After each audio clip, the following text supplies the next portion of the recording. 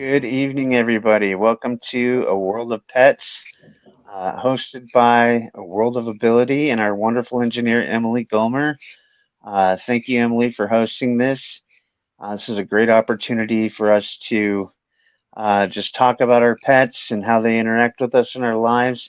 We talk about pet health. Speaking of which, this is sponsored by debspets.com. That's debspets.com. debspets.com. And with that, I'll bring on our host, Anthony. And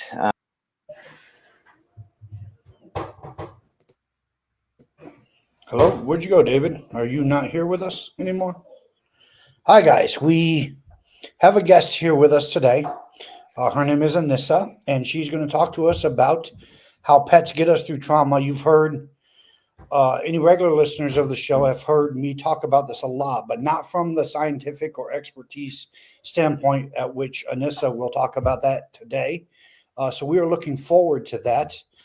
Debbie first reached out to me a few days ago about her and said, "Hey, I think this would be a great match for the show. And so let's get her on." And so I said, "Okay." So we worked through it and here we go. And then I started reading her profile and I realized that all the degrees she has makes Dr. Fahrenheit look like Fair and Low. So anyway, she keeps just saying she's not all that and a box of crackers. I always had a bag of chips, but whatever floats your boat. Anyway, Anissa, we're so happy you're here with us today. Um, yes, welcome. Well, just thank you for having me on. anything you want to do to introduce yourself and the work you do, feel free to do that. Okay, well, I am the founder of Phoenix Women. I work with traumatized women in their pursuit of healing. I specialize working with women who've been sexually traumatized. And what I do is I'm a neurosomatic therapist and coach. I help women move trauma out of their bodies and out of their unconscious. So that's kind of what I do. So trauma is my gig. Okay. Well, I don't think anybody likes to say that they're an expert in trauma, but many of us have been there. And one of the things we often, as I mentioned, discuss on the show is there's a ton of science behind animals and pets that help us get through trauma. For example, many hospitals now in America have therapy dogs that will actually come right into patient rooms and help patients recover, whether it's medically, whether it's psychotraumatically, or whatever the situation might be. These doctors and clinicians are working with animals to help those individuals out, and it has proven results that are just astronomical. And I'm sure you could speak more to that. Well, there's several things that pets enable us to do when we're recovering from trauma. One of the things that is amazing is that pets, especially when we're dealing with trauma and PTSD, you've got depression as a symptom, which means that we're living in the past. If you have anxiety, then again, another symptom, you're living in the future. Pets make us live in the present. And when you're dealing with trauma, you're not present. You're either, in the past or in the future. So pets make us be present. They have immediate needs. You need to feed me, you need to walk me, you need to pet me, you need to love me. This is immediate. This is in real time. And so it drags us from either place we're at that we're not supposed to be, and it brings us present. So that's one of the many things that animals, pets can do for us when recovering from trauma. Mhm. Yeah, and I agree. You're talking about the present needs of pets. Excuse me. um, One of the things that I'm looking to do in the future, and I have a 5 year goal and plan and a 10 year goal and plan, and I'm currently working on the 5 year plan, is I want to open Anissa is a equine assisted therapy ranch. Um, and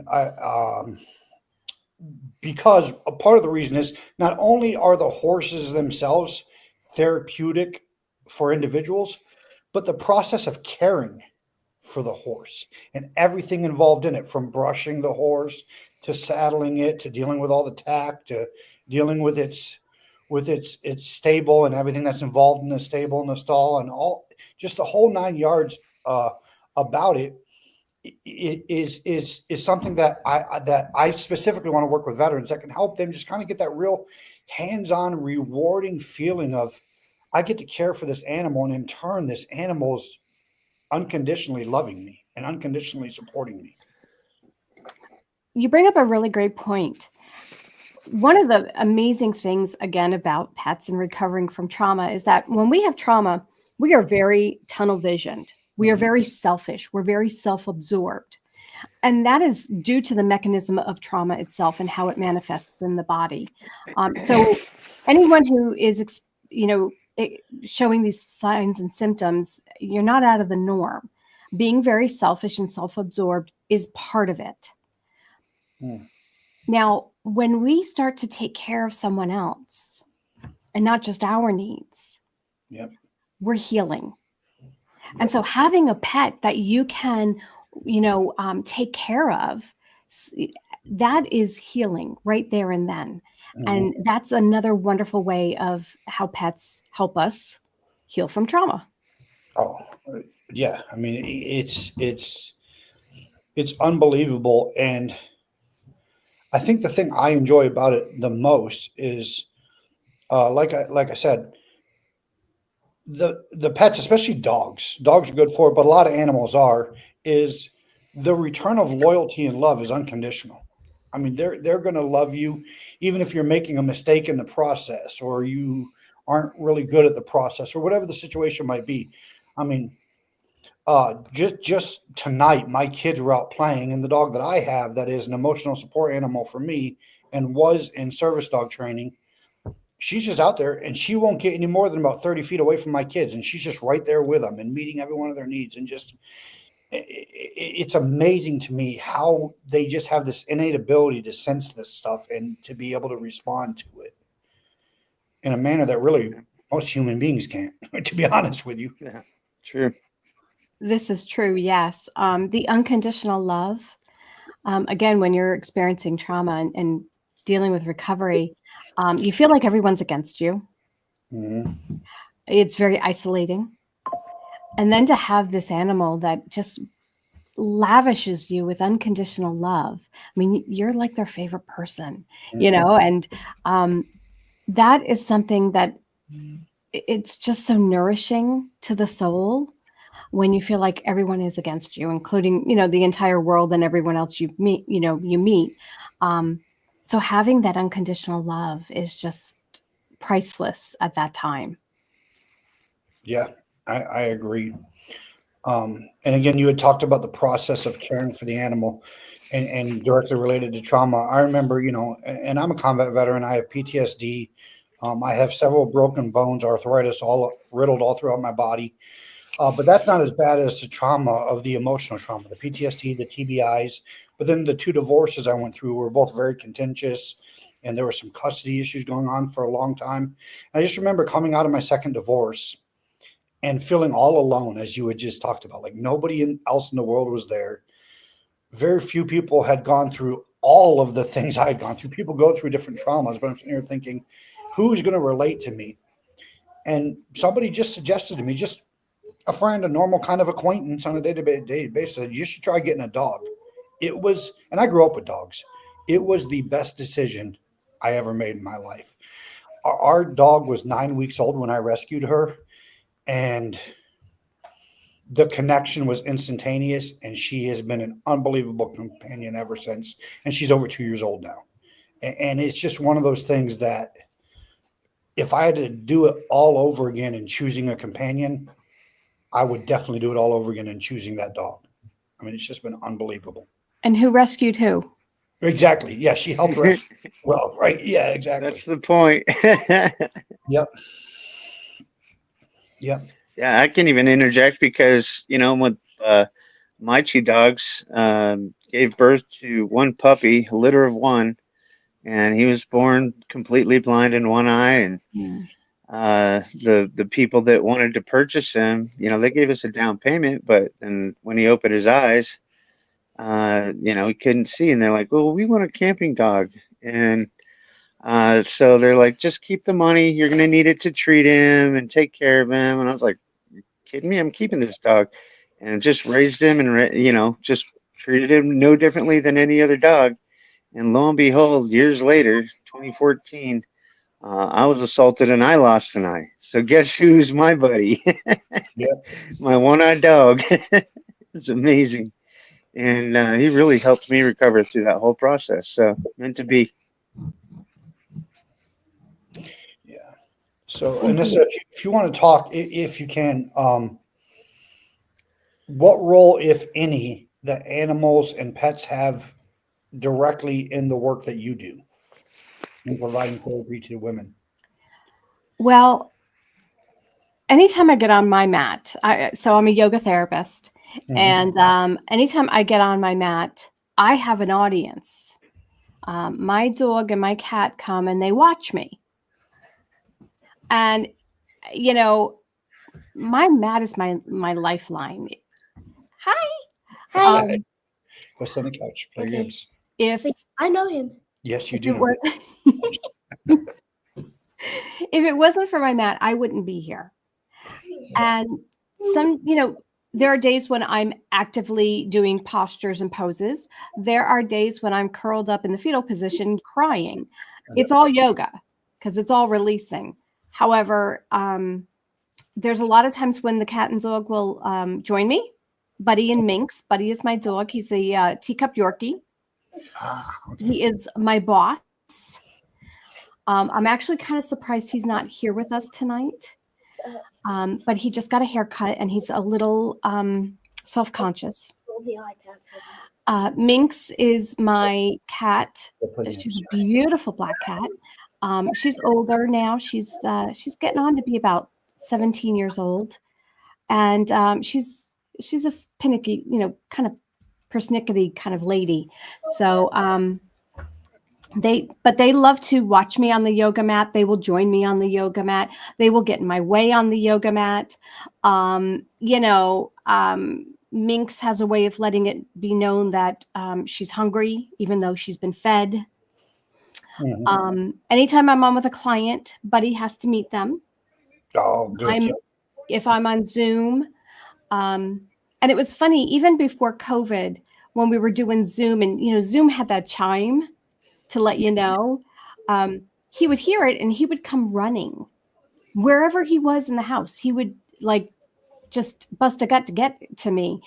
And I had told my husband and my boys this, and they were like, yeah, whatever, mom. So then when COVID happened and we were all home and they saw it happening, they got the biggest kick out of it. He really knew that chime meant I was going online and he had to come meet whoever I was talking to. Yeah. And he still does that to this day. Like I said, it's very surprising he's not here with us. But like I said, he's a little self-conscious about his haircut. There you go. Yes, I understand. Yeah, no, you talk about dogs, getting used to tones and chimes and being everywhere with people. Um, I have my kids 50% of the time. So every other week we do 1 week on, 1 week off with their mom. And on the weeks that I have the kids, when they're in school, I set my alarm clock for 5 minutes to 2 o'clock. So I know it's time to get up and head for the car and go get them from school. Anytime she hears that alarm go off, she barks, runs over and sits next to the door. And all I got to say is, "You want to go get your kids?" And she just starts running around. But she knows every other week what that alarm means. Mm-hmm. And she is instantly right there. Boom. She's right there next to the door and she's ready to roll. And it's just so unique to me because, like, at night or in the mornings, first thing in the morning, she knows when the alarm is to wake up. And then she knows when the alarm is to go get the kids. And she knows all of these different things. And it's amazing because you don't have to train them to do it. They just know. It's just instinctual. It really is. It's really amazing. When I had getting back to your question, when I had a studio, in a public studio, I had a soldier coming in. He was rehabbing. He had both physical and emotional needs, and he had a service dog. And he said, "Can I bring my service dog to yoga class?" And I was like, "Absolutely." I'll tell you, the dog actually did much better than a lot of the students did. Yeah. Um, but it was great. It was great to have him in class. Everybody loved having him in class. Yeah. He didn't get underfoot. He was absolutely well-mannered, well-behaved. Yep. And it was wonderful. And I have no problem with having a dog present, or any other emotional support animal, as long as they're not going to injure anyone, get in Right. anybody's way. Yeah, it's all good. Yeah. No, I agree. I mean, it's unbelievable what they can do for us. What were you going to say, David? I was just going to ask, do you have how many people do you teach in a class, or is that a one-on-one thing? I can do it one-on-one. However, I like to do it in small class sizes, generally like 7 to 10, no more than 10 people in a class. When you're dealing with PTSD and trauma, you never know when somebody's going to get triggered. And so by keeping it really small and intimate, it's easier to manage in case somebody does get triggered. So if I do anything bigger than 10 people, I usually have 1 or 2 other people with me just to help out. Just keep an eye, making sure that everybody is doing okay, you know. But as far as the yoga is concerned, that is completely done in groups. I can do one-on-ones. I don't think you have as much fun. I think having a group setting is great. My yoga class is very different than your typical fitness-based yoga. We talk the entire time. It's very interactive. And so it's better to have a couple of people there. So, there's more interaction. You will get a full body workout. You won't even realize it. And yet you're going to be present, because if you're not present on a yoga mat, you will fall over. That's just, the science behind it. It's you got to be present. However, we're talking, we're interacting. Generally, I like to talk about food, making, and seeing what everybody's doing, for the weekend or what they did last weekend or whatever interaction. I try to stay clear of politics. However, but we just talk the entire time. We're there to move trauma out of the body. We're actually not there for talk therapy. I'm actually not a talk therapist, if you will. So that whole scope of practice in that arena, if you will, is moving the trauma out of the body. And so that's what we focus on. Well, your talking is therapeutic for me because I grew up in upstate New York. So you're taking me back. Yeah, my New York falls out every once in a while. I apologize. Hey, don't apologize. Like I said, you're taking me back. I grew up in upstate New York. I need to go for a walk and get a cup of coffee. Get a cup of coffee. Well, and being a yoga therapist, when you're cueing, it's down dog, up dog. There's just a couple of words, but gosh, I just, you can take the girl out of New York, but you can't take the New York out of the girl. It's true. Absolutely. Yeah. So, we mainly talk about pets on here. And we do talk about that, but as much as you would like to share your just experience and what got you into and passionate for the work you do, we'd love to hear that. Okay. So I am a 2-time sexual assault survivor. First time I was about 18. And I did what I thought everybody did when this kind of happens. I went to talk to therapy and I talked about it. And I found that over the years, I would have to keep going back to talk therapy because I never really felt like I accomplished anything. And something would come up and I would need to address it again. And so I did this kind of hamster wheel of, talk therapy over the years. And then I found myself in teacher trainings for yoga. Now, I never had any ambition of ever teaching yoga. All I ever wanted to do was keep myself safe on a mat. Yep. I didn't want to go to anybody else's class, and I didn't want to be on anybody else's schedule. Can you tell I'm from New York? Yes. And so we want. exactly. So I was like, but I should know a little bit to, keep myself safe. So, but I got the bug. Somebody had said to me, I was halfway through like my first class, and the gal said to me, "What is yoga to you?" And I said, "Well, it's a gift."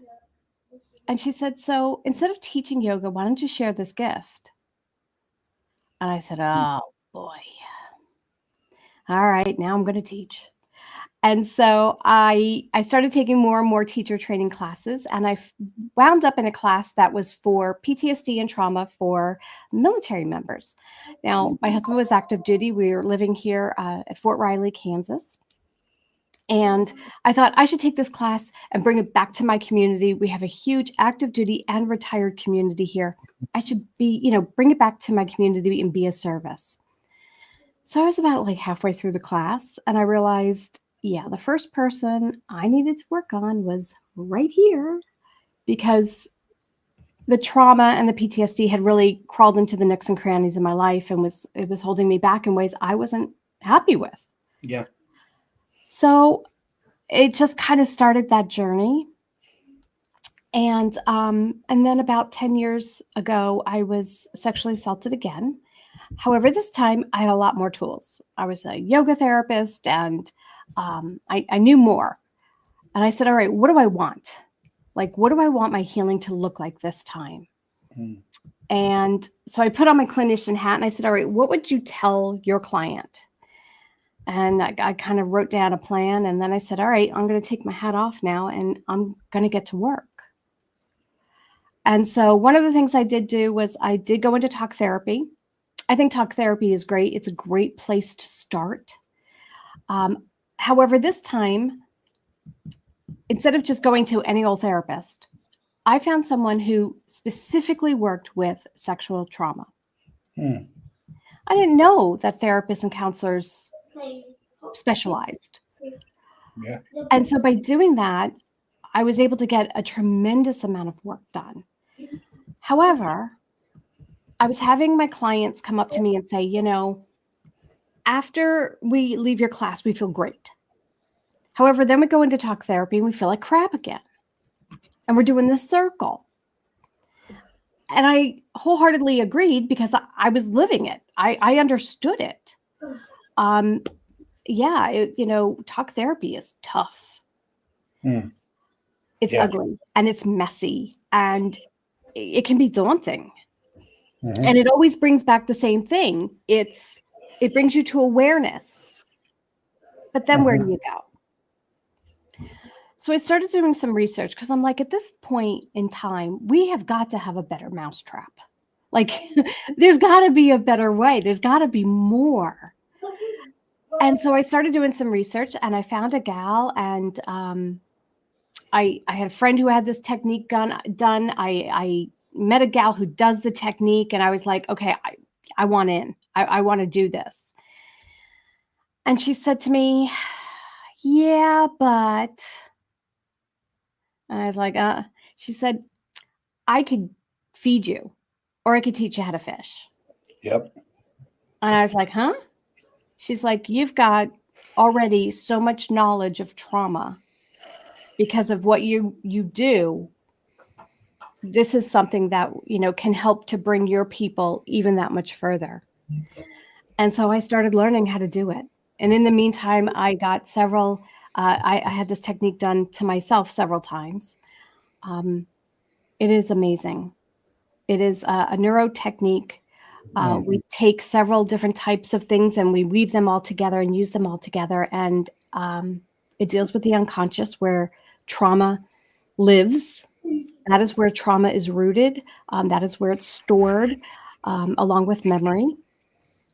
And so we have to give the unconscious time to process the experiences, learn from it, take what it needs to from the event, and then be able to literally put it to rest. And so talk therapy is great. It brings you to awareness. Then we've got like yoga therapy, and we're moving it out of the body, which is important. Mm-hmm. And then the next step is to get it out of the unconscious and literally be able to walk away and be done. and done. These techniques are elegant. They're easy. They are gentle. You don't have to talk about it. That's the brilliant thing. You don't have to talk about it. Yeah. And you're able to really begin living again. Mm-hmm. So it's incredibly, it's just been an amazing journey. I have the best gig in the world. I love helping women who are like me because there's so much more to life. Mm-hmm.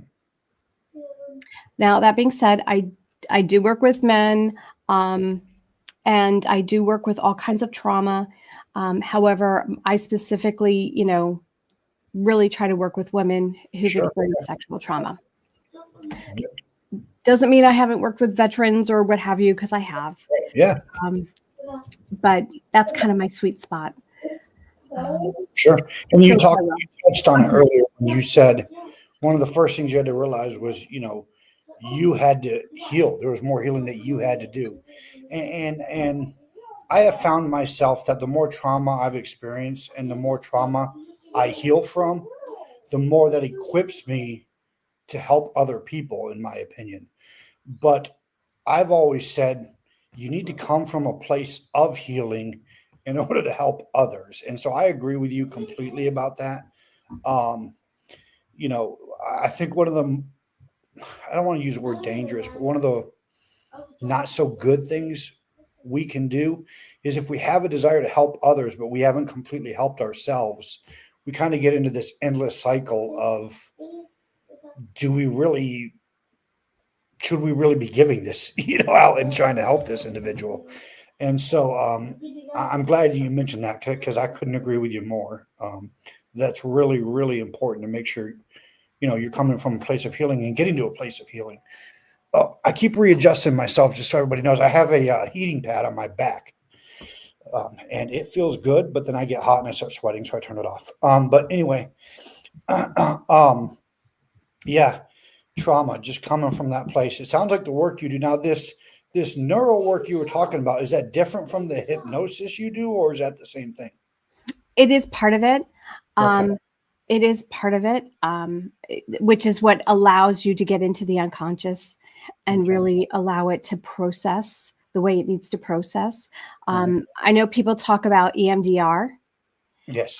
I have seen EMDR. I have had EMDR. I think EMDR is amazing.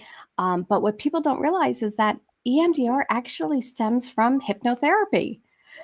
Um, and so, that's part of it. And so we are able to actually utilize hypnotherapy in this process. It's very similar to EMDR in some ways to So allow what does that acronym actually stand for? EMDR. Yeah. Oh, you're going to ask me. I see. I don't do it, so I don't know. No, it's EM, eye movement rapidization, EMD. Or oh gosh, yeah, something like that. Like I I said, didn't I mean don't to do it. catch you on the spot. Sorry about I that. don't do it, so I don't know. Eye movement. Desensitization, desensitization, and Yes. reprocessing therapy. Eye Yes. movement, Okay. desensitization, and reprocessing therapy. Anthony for the win. I haven't. But anyway, yeah. So Apple for the win. Yeah. No, I've had different forms of therapy. Now, just me personally, EMDR didn't do for me as much as talking it through to somebody and getting to the root of the problem did. And I know everybody's different, just like in any type of clinical work. What medication might work for somebody doesn't work for others, and what homeopathic method might work for this person doesn't work for person B. And so, everybody's bodies and minds are different, and emotions are different, and subconsciouses are different. And so, it is, in my opinion, it is good that there's a gamut of types of therapy available and out there. Absolutely. Your trauma is so individual that what works for you isn't going to work for, everybody else. And so having all of these different ways to get to the root is the important part. And if you haven't found your way, keep trying. It is out there. You just have to keep trying, because you will come up with the combination. One of the things I tell my clients is to grab a notebook and start putting down every time you try something. You tried lavender oil on your feet at night to help you sleep. Okay, well, what brand? How long did you try it for? Because if you were to go back 8, 12, 18 months later and you try it again, you are a different person and you're in a different place in your healing. So even if it didn't work for you before, it might work for you now. And you have to maybe try a different brand. It took me like 5 different brands to find a melatonin that worked for me. Yeah. Who would have thunk? Right. But you have to keep trying. For me, yoga therapy is the way to go. However, for others, it could be running, it could be kickboxing or martial arts or whatever it takes to get that trauma out of your body. Yoga therapy isn't always the answer for someone, and that's okay. I might be a little biased. You're right. Yeah. Can't imagine why. I can't, you right? But if it's not that, that's okay. And if you try it and it doesn't work, come back and try it in a year or 2 years, because you're at a different place. The same man never steps into the same river twice. Yeah, it sounds like really good practical advice there. I am. So, and Anissa, please, honestly, you're not going to hurt my feelings. Correct me if I'm wrong. We have talked about throughout this interview, I guess you could say today, that we've talked about healing and coming from a place of healing. But what I have found in my personal life, to me, well, I get stronger and stronger every day, and now I'm at a place where I can and want to and actively look to help other veterans. I'm still not completely there either. So though maybe not in the frequency it used to be, my process still involves every once in a while just sitting down and talking to somebody and having a conversation, even if it's just with a friend that at least baseline understands what I'm going through. That's still therapeutic to me. And so to me, I'm never completely healed. I kind of relate it to almost like being an addict, right?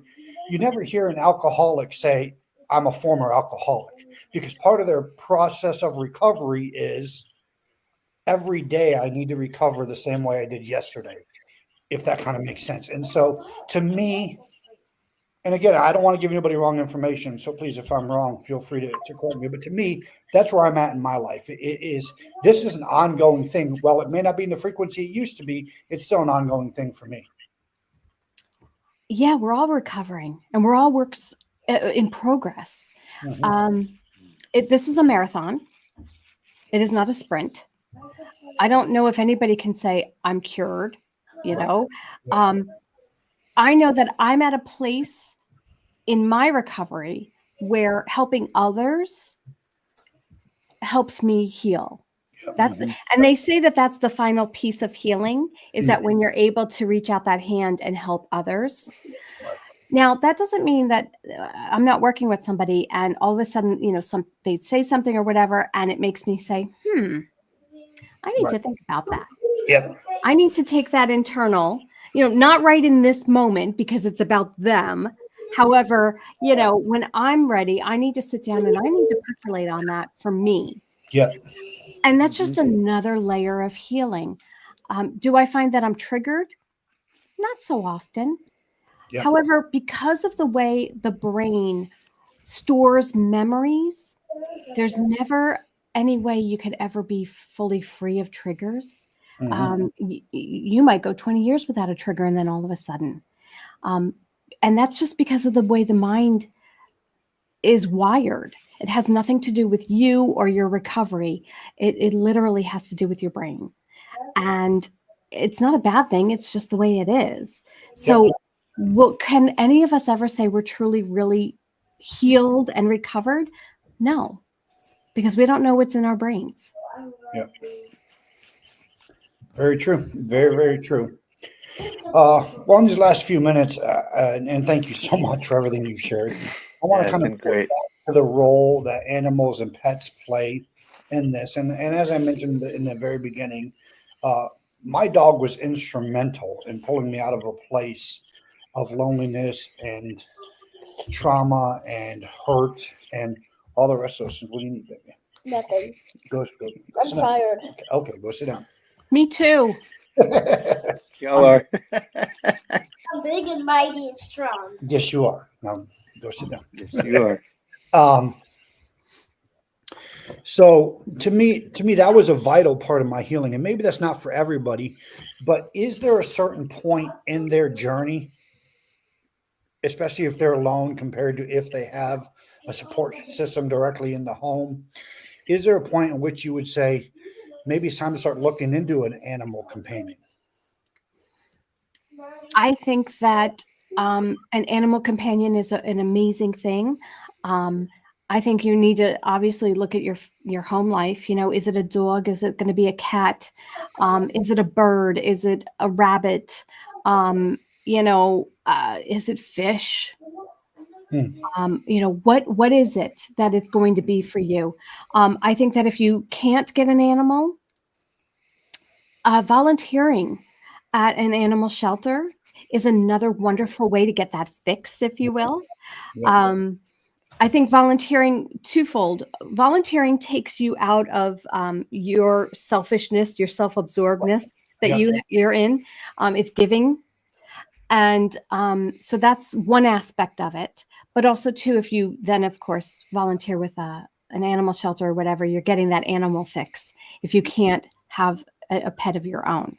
Right. So I think that that's one way to do it.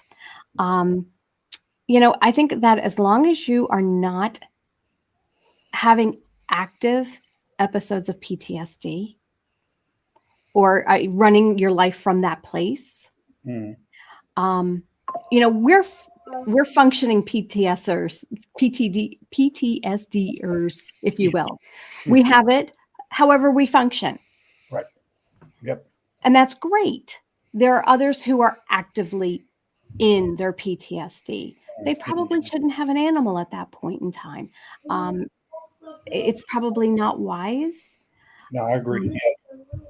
But for those who are on the recovery, when you feel like you're ready, it's ready to, you're sharing your life with someone else. And so when you're ready, you'll know.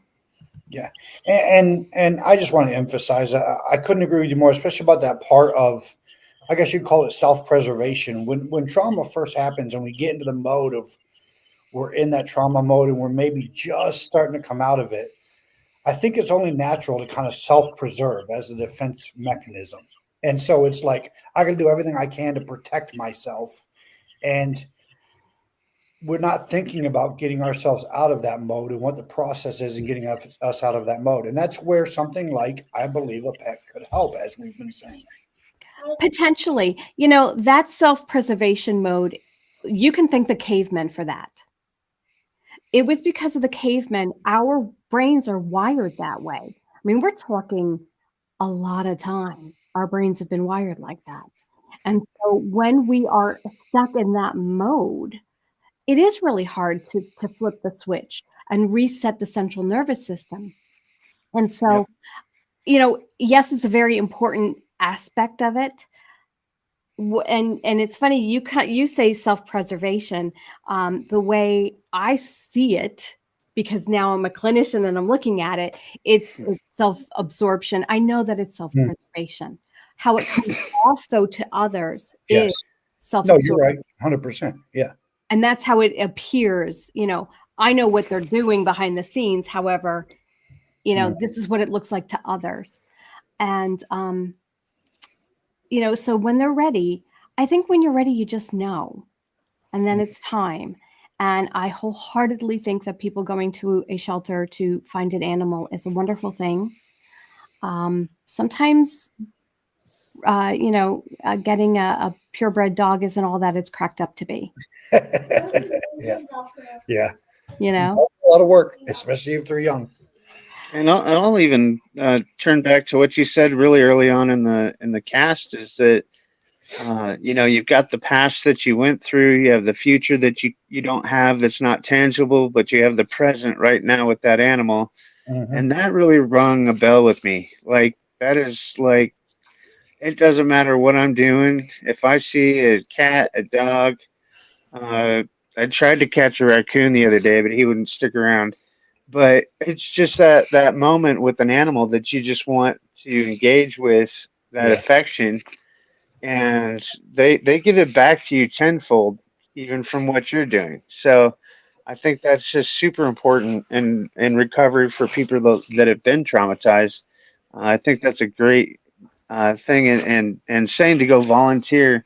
I've actually been bugging a doggy daycare just to go work for a few days a week since my dog passed away, and so we'll see how that goes. But I want to have them on this channel too, so we'll see how that goes. I'm not going to drop their name yet, but hopefully that'll be a future cast where we can get Emily to show some footage and my experience on that. I think that'll be fun. I think it's essential just to interact with animals and other people, even other people help. But I think animals is more intimate because they don't use words. They use their fur, their Swift dog fur from New York. And, they let you pet them, they let you cuddle, they let you, they play fetch, they do whatever. I think that's very important for that kind of I think that's therapy. important. It is important. However, just like there's different ways of healing from trauma, different animals bring different things to the table. Hmm. My dad used to have fish, Hmm. and he had, I remember he had clownfish. And I used to love to watch the clownfish in the tank because of the way they would bob around in the water. Like they brought me so much joy. And he had angelfish. And to watch an angelfish in the water they're so graceful and beautiful. And I mean, I would just sit there and and I could feel my blood pressure just go right down. Hmm. And you know, Yeah. and then my dad had these huge tanks, and one was really close to the floor. And I had a dog at the time who would hunt the fish. Mm. And he would go from one side of the tank to the other side of the tank and the fish, they had no idea what was happening. I think maybe they did it on purpose. I don't know. But they would, go be doing their thing, and he would go from one side, and we would sit and laugh. And Yep. there was joy, there was relaxation, Yeah. there was peacefulness, there was happiness and laughter, and that was from fish. Hmm. Yeah. Yeah. I You know, mean, so whatever your thing is, if it's a bird, if it's a bunny, it doesn't matter. As long as you find that animal that speaks to you. I know some people like ferrets, and my boys, they like lizards. I didn't get that. I did not understand the whole lizard thing, but I know some people are into them. I think it's great. Whatever you need. yeah. I don't understand reptiles in general, but hey, that's just me. I don't know. I don't get it, but Yeah. it's not for me to understand.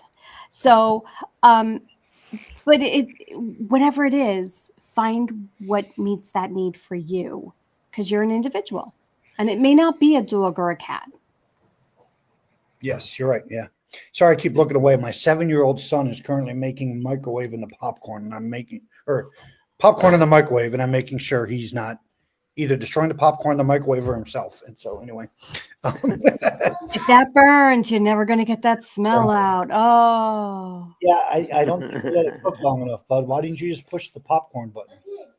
Okay, well, just deal with that. When I'm done here, I'll make you a different bag.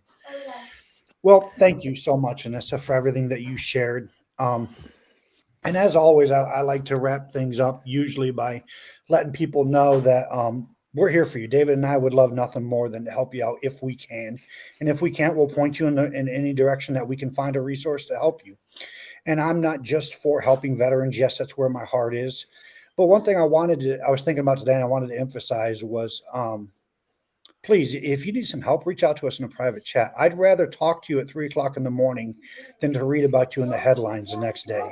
And sometimes we feel like we're the only one in the world and that there's nobody else there for us. Well, let us be your person. You may not know us, you may not have ever met us, but we just want to be a resource to help you. So please, if you need help, if you need anybody to talk to, no matter what the circumstance is, if we can't help you, we will find a way to get you some help. Yep. So Yep. thanks again, Anissa, for being with us. Thank you for Yeah. having Thank me you on. so This was much. so much fun. We got to have you back for sure. And we look forward to more topics and more of your adventures and life lessons that you can teach us because we're always learning too. Well, I So appreciate it. Thank you. This was wonderful. yeah. So I'm going to give a shout out again to debspets.com. That's debspets.com. Emily at A World of Ability, thank you for hosting us and being our engineer because you're way smarter than I am. And you make my life easy. All I have to do is talk and ask questions. So you're a real blessing. Anthony, any last words? I think that's it, brother. We love you. And until next time, we'll talk to you then. All right. God bless you all. Bye. Bye.